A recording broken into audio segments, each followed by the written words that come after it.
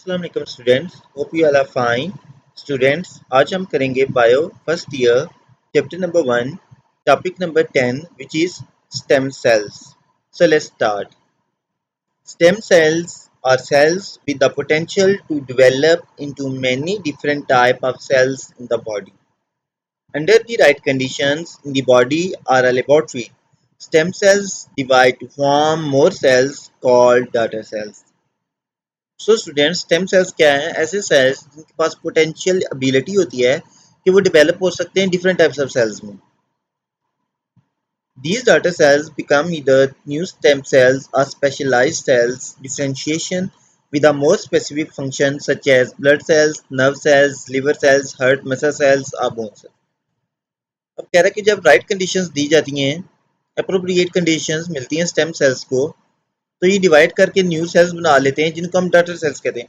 अब कह रहे हैं ये जो डॉटर सेल्स हैं या तो ये न्यू स्टेम सेल्स हो सकते हैं यानी इनसे और न्यू सेल्स बन सकते हैं, या ये स्पेशलाइज सेल्स बन जाते हैं यानी डिफ्रेंशिएट हो जाते हैं into specific type of cell.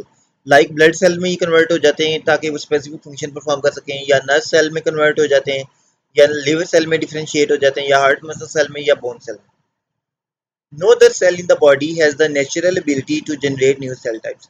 कह रहे हैं इनके अलावा कोई सेल नहीं है बॉडी का जिसके पास नेचुरली एबिलिटी हो कि वो न्यू सेल टाइप्स को जनरेट कर सके except stem cells. A stem cell can be defined as it is a cell with the unique ability to develop into specialized cell types in the body.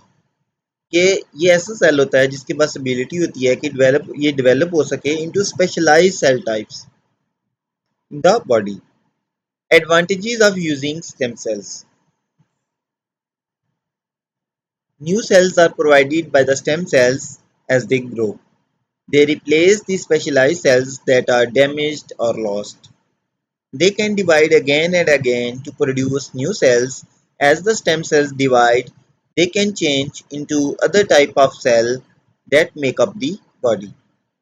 Benefit of stem cell therapy are in the treatment of spinal cord injuries, type 1 diabetes, Parkinson's disease, Alzheimer's disease, heart disease, stroke, burns, cancer and osteoarthritis etc. कह रहा है जो new sales हमें मिलते हैं stem cell से, वो क्या करते हैं, वो रिप्लेस कर देते हैं जो ओल्डर हमारे पास डैमेज या लॉस सेल्स होते हैं, उनको वो क्या करते हैं, रिप्लेस कर देते हैं। और ये अगेन एंड अगेन डिवाइड कर सकते हैं, न्यू सेल्स बनाते हैं। और जब ये डिवाइड करते हैं तो ये चेंज हो जाते हैं into different types of cells that make up the body, जो हमारी बॉडी को बनाते हैं। और ये डिफरेंट टाइप ऑफ जो डिजीजेस है जिसमें type 1 diabetes, spinal cord injuries, Parkinson's disease, Alzheimer disease, heart disease वगैरह आ जाती हैं, इनके ट्रीटमेंट में यूज होते हैं। नेक्स्ट है हमारे पास different type of stem cells. There are several different type of stem cells, each with its own unique property and application in medical research and practice. कह रहे स्टेम सेल्स की different types होती हैं, हर किसी की यूनिक प्रॉपर्टीज हैं और applications हैं। Here we will discuss three main type of stem cell: embryonic stem cell, adult stem cell and induced pluripotent stem cell. First one आ जाते हैं हमारे पास adult stem cells. These cells supply new cells as an organism grows and to replace cells that get damaged. Adult stem cells are multipotent,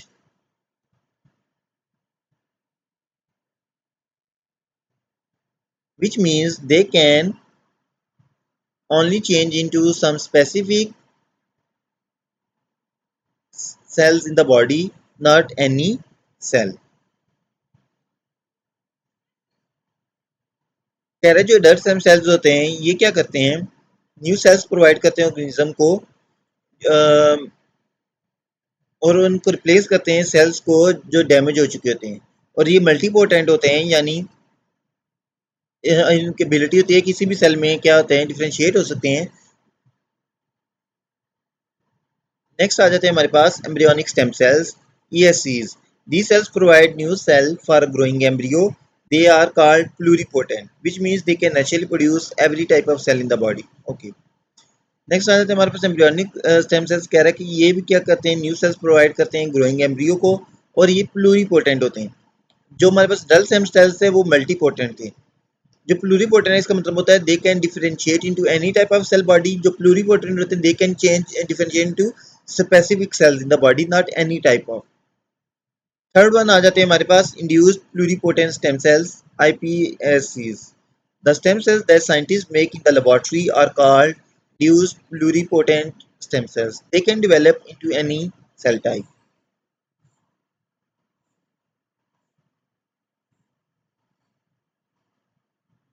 Next है हमारे पास type of stem cells.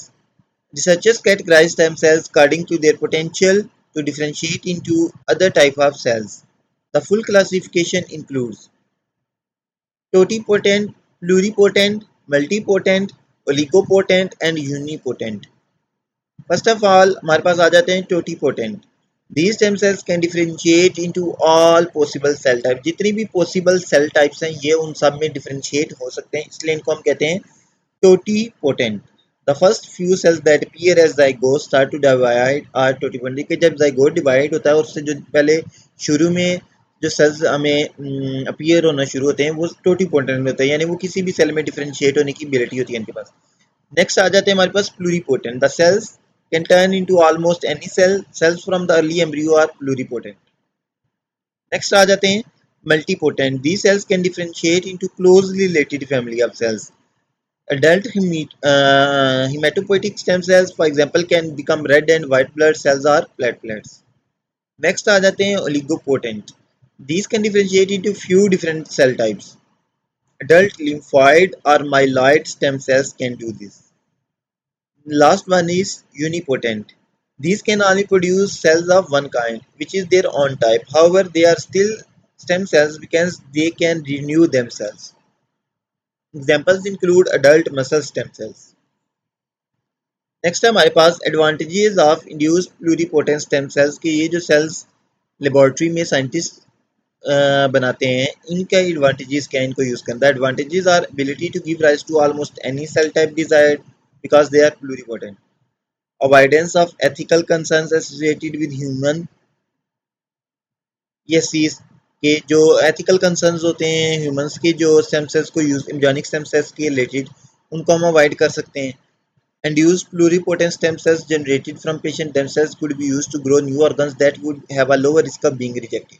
अगर हम कह रहे हैं कि एक पेशेंट के ऑर्गन से हम कोई induce pluripotent stem sale generate करते हैं तो उसका कम रिस्क होगा रिजेक्ट होने का। डिसएडवांटेजेस क्या है इंड्यूस प्लूरीपोटेंट स्टेम सेल्स के।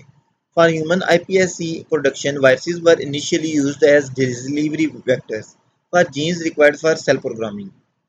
The main issue is the use of retroviruses to generate iPSCs as they are associated with cancer. More specifically, retroviruses can insert their DNA anywhere in the genome and subsequently trigger cancer-causing gene expression. In addition, the risk of overgrowth of transplanted cells, or in other words, cancer, continues to be a major hurdle. Next आ जाता है हमारे पास topic which is endocytosis and exocytosis. The active bulk transport of product across cell membrane are called endocytosis and exocytosis। कह रहा है कि जो cell membrane के cross जो ट्रांसपोर्ट ऑफ प्रोडक्ट्स होती है उसको हम एंडोसाइटोसिस कहते हैं या एक्सोसाइटोसिस कहते हैं। Exocytosis and endocytosis are two processes that allow large molecule bacteria waste material that cannot diffuse through the lipid bilayer to cross cell membrane। First of all आ जाता है हमारे पास endocytosis. Endocytosis is the process by which substances are engulfed within the cell membrane, which then forms a vesicle containing the ingested material। कह रहा है कि इसमें क्या होता है कि जो सेल मेम्ब्रेन है वो इनगल्फ कर लेगी सब्सटेंस को और उसके अराउंड जो है एक वेसिकल बना लेती है। There are two main types of endocytosis, phagocytosis and pinocytosis। What is phagocytosis? Phagocytosis is the process through phagocytes or liver cells ingest or consume other cells or particles. A phagocyte may be amoeba or white blood cells. Some species, for example sponges, amoeba, have a way of feeding called phagocytosis. Extensions of the cytoplasm termed pseudopodia. Pseudo then means fall, podia means feed, false feed. Sense surround and enclose the target, creating a vacuole or phagosome on the inside of cell membrane. In higher animals, phagocytosis is primarily a defensive mechanism to infection and antigens. कह रहे कुछ species जैसे मीबा या स्पंजीज वगैरह होती हैं, इनका क्या होता है, इनके साइटोप्लाज्म से कुछ एक्सटेंशंस निकल रही होती हैं जिनको हम सूडोपोडिया कहते हैं। वो क्या करती हैं, वो सराउंड यानी इनक्लोज कर लेती हैं टारगेट को और उसके गिर्द एक वैक्यूल बना लेती हैं।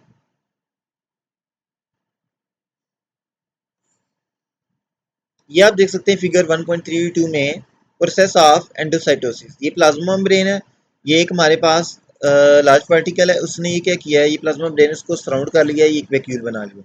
ठीक है, नेक्स्ट आ जाता है हमारे पास pinocytosis. Cell drinking is also known as pinocytosis. It is widespread in plant and animal cells. Through this process, cells take nutrients such as iron, enzyme, and hormone. The cell membrane invaginates before budding off to form a vesicle called pinosome. Next आ जाती है endocytosis के बाद exocytosis.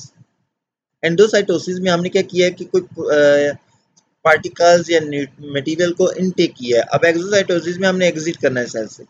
Is the process by which transfer of material takes place from inside of cell to outside of cell. It is an active transport. Vesicles are packaged within the cell and transported to the cell membrane, where their phospholipid bilayer fuse. This allows the contents to be released outside the cell. Exocytosis is used in many areas of body, including neurotransmitter release at synapses or release of secretions in the sweat glands. So students, हमारा ये topic complete हो चुका है। Hopefully आपको समझ आ गया होगा। If you have any doubt you can ask in comment section. Please like share and subscribe my YouTube channel. Thank you.